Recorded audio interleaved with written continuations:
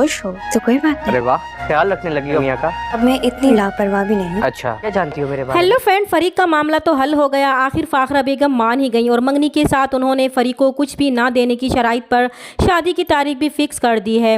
और फरी ने भी अपनी मां के इस चैलेंज को कबूल कर लिया था, लेकिन अब आइमा ने एक नया कट्टा खोल दिया है कि ज़रूरी नहीं कि खराबी एमल में या इसमें है। वो भी तो अब तक प्रेग्नेंट नहीं हुई।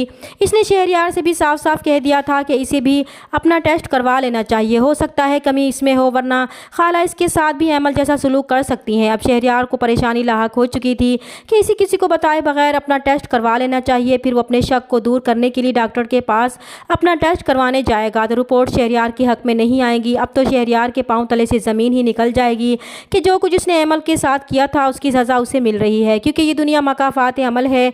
जो इंसान किसी के साथ बुरा करता है वही लौट कर इसके पास भी आता है।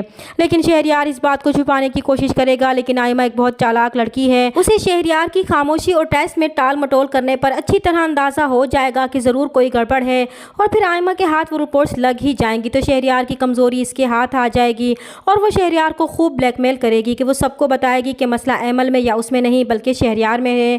तो शहरयार इसके आगे हाथ जोड़ेगा कि वो उसकी इज्जत को ख़राब ना करे। तो आइमा उसके बदले शहरयार को प्रॉपर्टी अपने नाम करने को कहेगी और फिर वो दोनों माँ बेटी मिलकर खूब शहरयार को लूटेंगी। दूसरी तरफ अब एनी भी अफ़ान से अपनी मोहब्बत का इजहार करना शुरू कर देगी और इसका बहुत ख्याल रखेगी। तो अफ़ान भी बहुत खुश होगा कि आखिर एनी को भी इससे मोहब्बत होने लगी थी और बहुत जल्द इनके दरमियान एक खूबसूरत लव स्टोरी भी शुरू होने वाली है। इधर फरी की शादी की तैयारियां शुरू हो जाएंगी, लेकिन फरी की शादी से घर वाले खुश नहीं होंगे सिवाय एनी और अफ़ान के। वो बढ़ चढ़कर फरी की शादी में हिस्सा लेंगे तो फरी को भी एहसास होगा कि इसने एनी को इतनी बातें सुनाई, लेकिन फिर भी वो सब कुछ भुलाकर इसके लिए खुशी खुशी शामिल हो रही थी। तभी फरी ये सोचने पर मजबूर हो जाएगी कि वो एनी के बारे में गलत सोचती थी। इधर शहरयार अब दिल ही दिल में एमल से बहुत शर्मिंदा होगा कि इसने एमल के साथ बहुत गलत किया था।